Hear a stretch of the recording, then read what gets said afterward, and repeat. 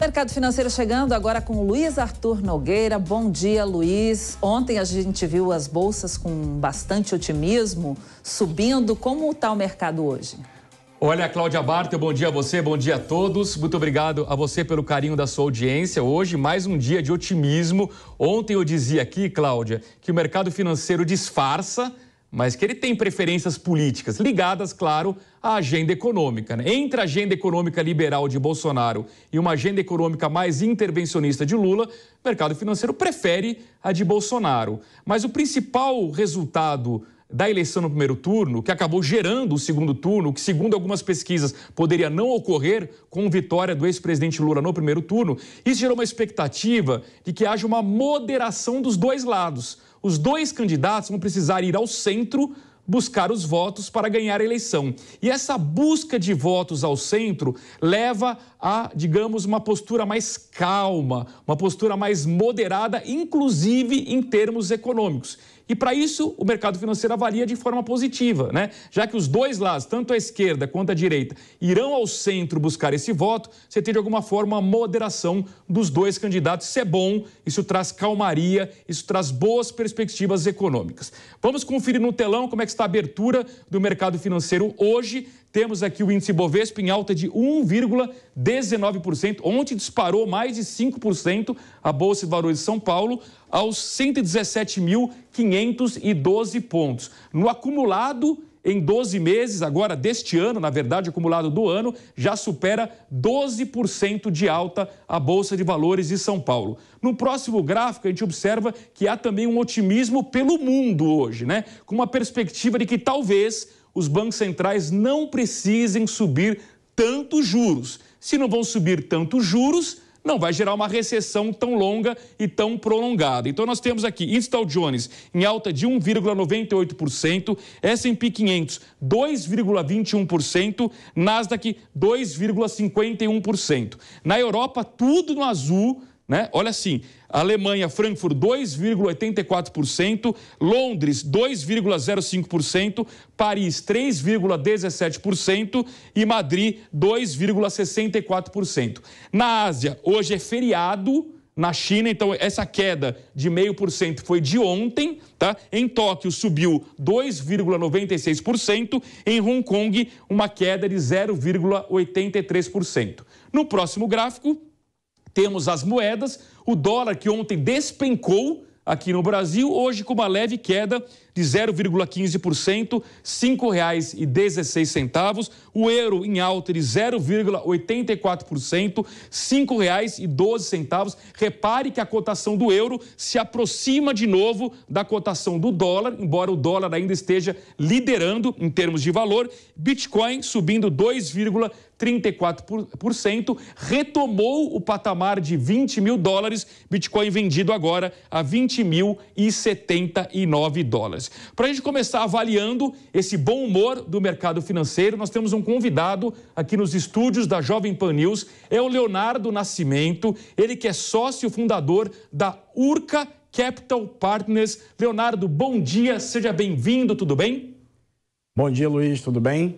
Leonardo, esse otimismo do mercado financeiro, vamos começar com o mercado financeiro interno aqui do Brasil. Até que ponto você acredita ao resultado do primeiro turno e quais são as perspectivas para as próximas semanas? Olha, a minha impressão é que o otimismo ele é quase que 100% em relação ao resultado do primeiro turno das eleições. Primeiro que ao passar o primeiro turno, você diminui muito o índice de incerteza na economia brasileira, né? Antes do primeiro turno, independente do resultado, uma coisa é certa, a incerteza diminuiu.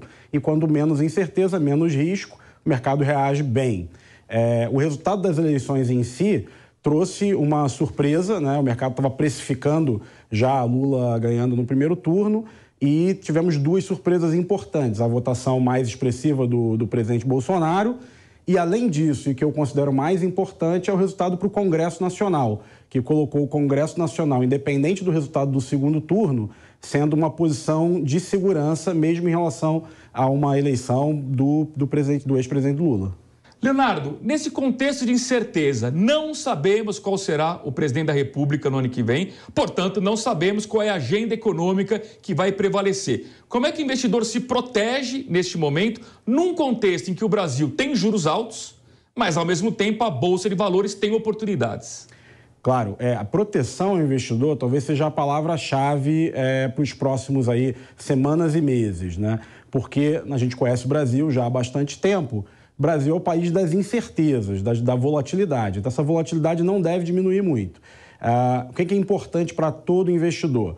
Primeiro, ter uma carteira diversificada, isso é a palavra-chave, né? Geralmente, a gente considera que o investidor ter uma parte dos seus recursos numa moeda estrangeira, numa moeda forte como o dólar, é muito importante para a proteção contra as oscilações do país. No Brasil, a gente tem muitos investimentos hoje muito bons em renda fixa, como você bem falou, pela alta da taxa de juros, mas temos muitas oportunidades na Bolsa, porque nós temos hoje um cenário de juros muito altos, o valuation das companhias fica baixo. Então, temos boas oportunidades em Bolsa de Valores. A palavra-chave é diversificação e, se possível, até numa moeda forte no exterior. Bom, nas últimas semanas havia uma alta do risco Brasil, né? Essa alta quantificada pelo CDS, que é um instrumento financeiro de proteção, que tinha ultrapassado os 300 pontos. E a notícia que chega agora é que, após a eleição no primeiro turno, o resultado do primeiro turno, o CDS baixou dos 300 pontos. Isso, de alguma forma, Leonardo, reforma um otimismo em relação ao Brasil. Você acredita que o investidor estrangeiro já esteja disposto a investir no nosso mercado de capitais ou vai esperar o resultado das urnas, ou seja, esperar o segundo turno? Luiz, o investidor estrangeiro, ele normalmente tem uma parcela do capital dele direcionada a mercados emergentes.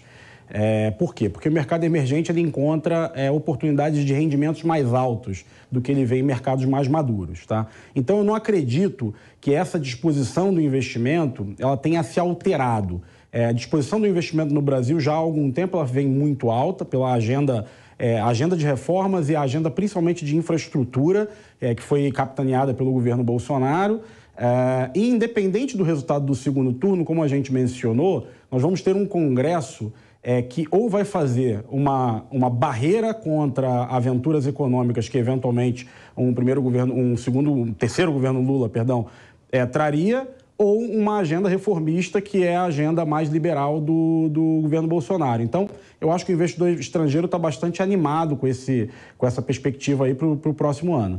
Leonardo, eu sei que vocês lá na Urca Capital Partners, vocês são especialistas em fundos imobiliários, né? Aliás, os fundos imobiliários foram a vedete, a queridinha do mercado aí nos últimos anos, depois tiveram uma queda. Eu queria que você dissesse para a nossa audiência quais são as perspectivas para o investidor de fundo imobiliário. Olha, o mercado de fundos imobiliários, ele teve, como você falou, uma grande explosão, né, nos últimos anos. E tem sofrido nos últimos tempos com a alta dos juros, né? Então, os juros muito altos, o dinheiro fica caro, né? Os empreendedores imobiliários acabam tendo acesso a um capital mais caro. A nossa perspectiva está muito boa para o futuro, porque nosso entendimento, essa taxa de juros chegou num platô. A inflação nos últimos 3 meses já recuou bastante, chegando a ficar negativa. Então, a gente acredita que o Banco Central já parou de subir a taxa de juros, tende a cair. O recurso ficando mais barato, o Brasil tem um alto déficit habitacional, então o mercado imobiliário, ele é a gente acha que é um oásis para o investimento aí no próximo ano, pelo menos, né? Então a nossa perspectiva é muito animadora para esse mercado. A Bolsa continua cada vez mais recebendo novos investidores, pessoa física, no mercado imobiliário. A liquidez desse mercado continua aumentando, temos novos produtos chegando na Bolsa e com a redução da taxa de juros a gente entende que esse mercado vai ganhar uma nova dinâmica para o próximo ano. Muito bem, já vou continuar a entrevista com o Leonardo Nascimento, mas eu quero antes projetar um gráfico sobre confiança empresarial. Confiança é fundamental na economia. Empresário confiante é empresário que investe, que gera emprego, que gera renda e, portanto, que ajuda no processo de crescimento econômico. E ontem, a Fundação Getúlio Vargas mostrou um dado importantíssimo de crescimento da confiança empresarial em setembro, no maior patamar desde agosto do ano passado, o que a mim surpreendeu, uma confiança em alta numa véspera de eleição. Vamos ao telão? Acompanhe só como há vários meses seguidos essa confiança que bateu 91,1 pontos, lembrando que é uma escala de 0 a 200, Acima de 100 pontos é otimismo, abaixo de 100 pontos é pessimismo. Então estava abaixo de 100 pontos, 91,1% em fevereiro, veio subindo e chegou agora a 101,5 pontos na véspera da eleição. O que mostra, de alguma forma, que o empresariado está otimista com o futuro do Brasil, independentemente do resultado das urnas. Eu queria justamente conversar com o nosso convidado sobre o futuro. Quais são as projeções econômicas do Brasil para o ano que vem? Então, eu chamo de volta o Leonardo Nascimento, ele que é sócio fundador da Urca Capital Partners. Leonardo, você está otimista com o Brasil em 2023? Olha, eu estou bastante otimista com o Brasil em 2023. Nós passamos aí por uma pandemia que agravou a economia do mundo inteiro e nós conseguimos passar por ela do ponto de vista econômico muito bem. Então, nós entramos em 2023 com um cenário macroeconômico muito favorável para os investimentos no Brasil, para o crescimento da economia do Brasil. A gente vem acompanhando a evolução do PIB esse ano, sempre foi revisado para cima. A inflação que deu um susto, e aí na minha visão, essa inflação que nos assustou durante um tempo aqui, ela foi muito provocada pela quebra de cadeias de produção mundiais, né? Então a oferta de produtos ficou muito reduzida por conta da pandemia, então os preços subiram.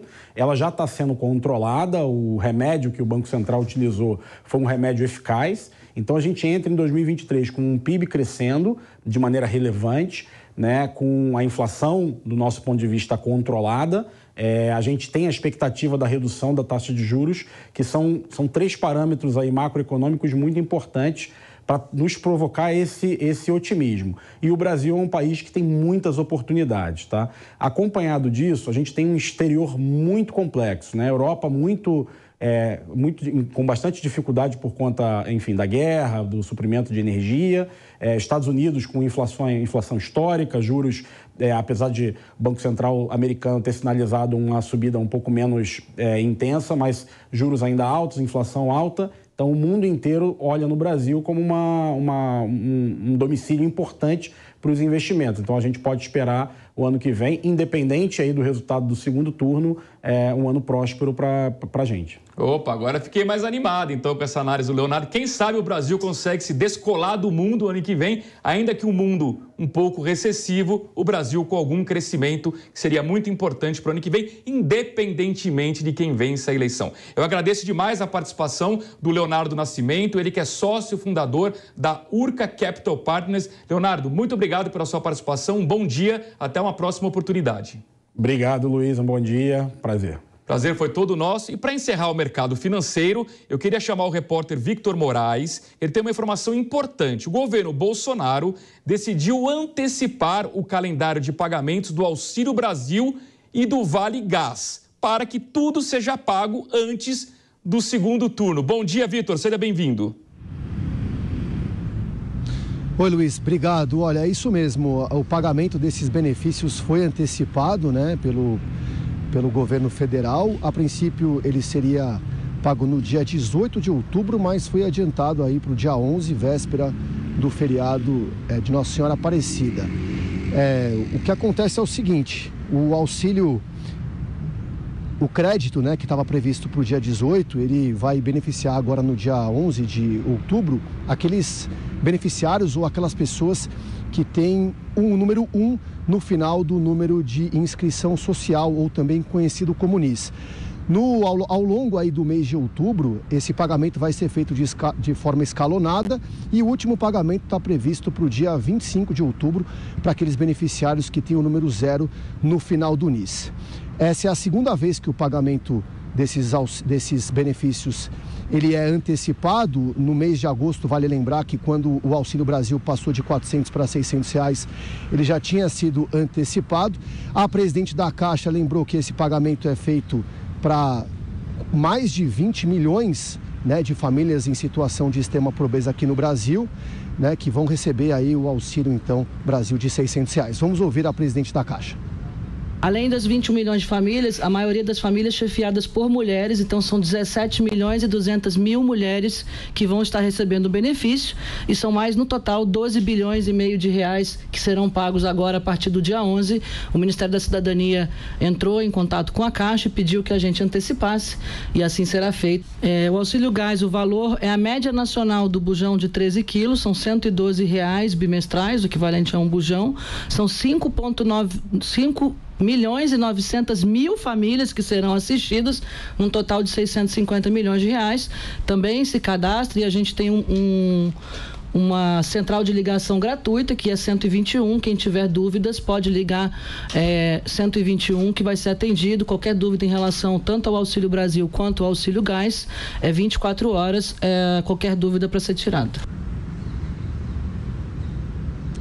Então é isso, Luiz. Esses benefícios foram antecipados, então, o pagamento desses benefícios pelo governo federal, né? Ia ser no dia 18 de outubro, agora vai ser no dia 11. E é importante a gente lembrar o seguinte: o valor ele pode ser movimentado por meio do aplicativo Caixa Tem. Então, o beneficiário não precisa ir até uma agência da Caixa. Além disso, com o aplicativo é possível fazer compras em supermercados, farmácias, padarias, né? E outros estabelecimentos também com o cartão de débito virtual ou então com o QR Code. Luiz. Obrigado, Victor Moraes. E aqui um rápido comentário. A oposição, obviamente, está reclamando que o governo está utilizando a máquina pública ao antecipar o pagamento do Auxílio Brasil. Faz parte do jogo democrático, mas um fato a gente não pode negar. Até o presente momento, o valor maior do Auxílio Brasil de R$600 não rendeu o efeito que o governo esperava em termos de votação no Nordeste. Basta ver o resultado do ex-presidente Lula naquela região, que é onde se concentra a maior parte dos benefícios sociais. Se isso vai dar resultado ou não, saberemos nas próximas semanas. Agora são 11h33.